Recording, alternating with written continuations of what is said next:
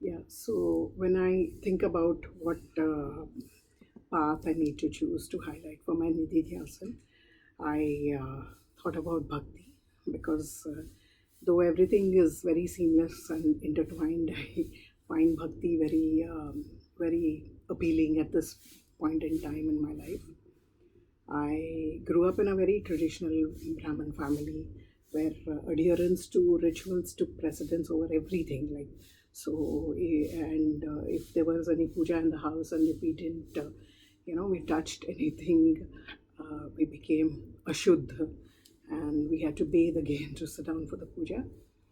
So all these rituals and even our social circle had to be mostly Brahmins, and these rituals and everything made me question about what is actually religion, what was bhakti for me. And for my master's program, when I went to do Pondicherry, and I realized that there are alternate forms of bhakti. So, and it was also a dwelling into the world of philosophy, and and seva, and meditation. So all that just helped me understand different forms of bhakti. And then again, after marriage, when I went to Chennai with a little child, and I again I was introduced to Chinmaya Mission and their philosophy. So as time passed by, I started inquiring into our religion and traditions, and so it was more of how do we,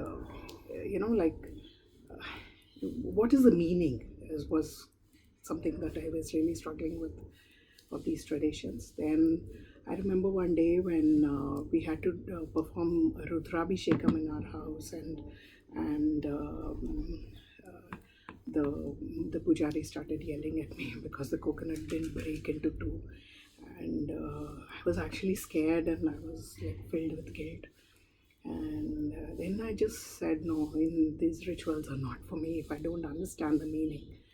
And then several incidents took place in my life, and through a lot of physical and emotional abuse, and I also started questioning the integrity of people around me, because somewhere there seems to be a dissonance between people walking the talk and like practicing bhakti. So they were like religious and pious, but then it was filled with lies and deceit and cheating.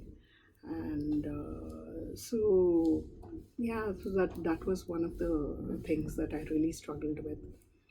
Then when it came to I think somewhere down the line, I set an intention to change, and I my first this thing was Louise Hay workshop, and then radical forgiveness of Colin Tipping, and then I went through started practicing yoga, and also went through the ISABS journey.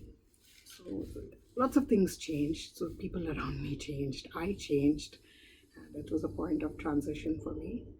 And also, I realized that slowly, my relationships got better, my health got better, my understanding and acceptance of life got better.